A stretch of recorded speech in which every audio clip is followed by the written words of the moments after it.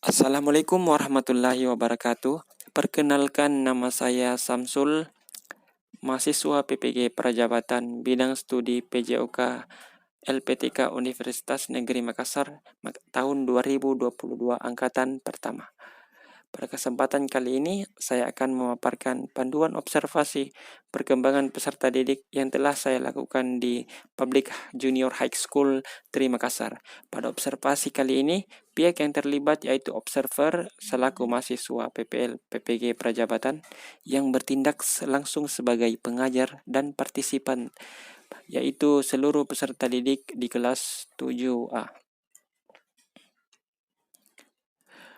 Proses pengambilan data dilakukan dengan cara pembuatan angket observasi, lalu merevisi angket observasi yang telah dibuat, kemudian mengobservasi secara umum di kelas dan memilih 2 orang siswa yang paling unik. Lalu dilakukan observasi lanjutan dengan cara wawancara dan pemberian angket.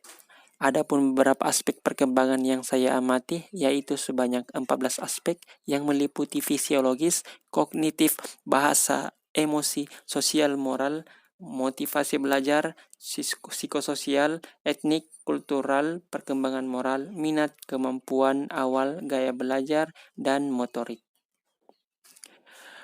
Untuk aspek yang pertama yaitu etnik. Di sini mencakup keberagaman suku di SMP Negeri 3 Makassar.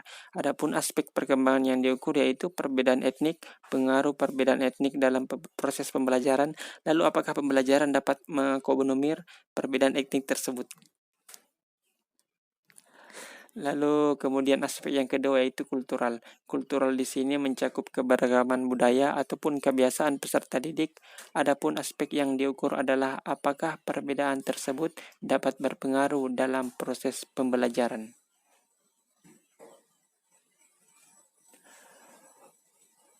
Aspek yang selanjutnya yaitu status sosial. Pada aspek ini akan diukur apakah proses pembelajaran di sekolah bersifat adil dan berpihak pada semua peserta didik dan tidak membeda-bedakan status sosial yang ada pada peserta didik. Selanjutnya ada aspek perkembangan minat yang mencakup keterkaitan dalam pembelajaran. Yang menjadi aspek pengambilan data yaitu seberapa besar antusias peserta didik ketika guru mengajar di kelas. Selanjutnya yaitu aspek perkembangan kognitif yang mencakup tingkat kecerdasan peserta didik, yang mencakup sejauh mana peserta didik dapat menyelesaikan masalah-masalah dalam proses pembelajaran. Adapun rubrik-rubriknya dapat dilihat lebih jelas sebagai berikut.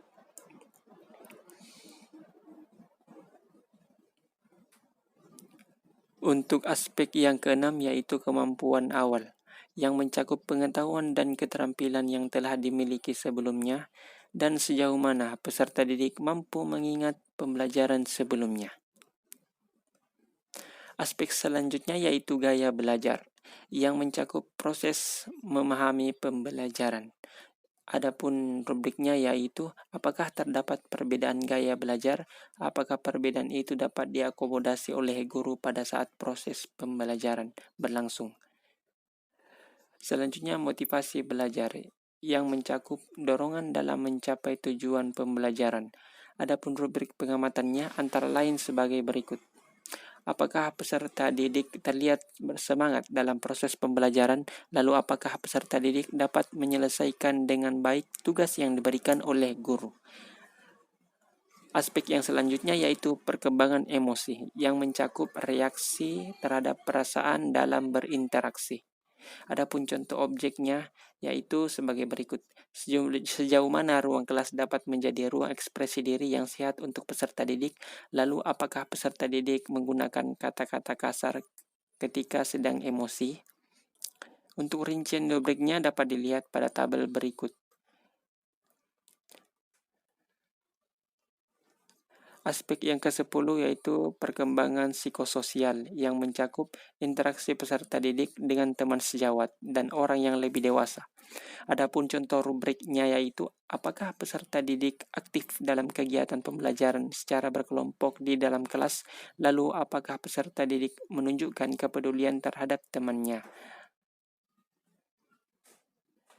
Selanjutnya yaitu aspek perkembangan moral yang mencakup aturan dalam berinteraksi.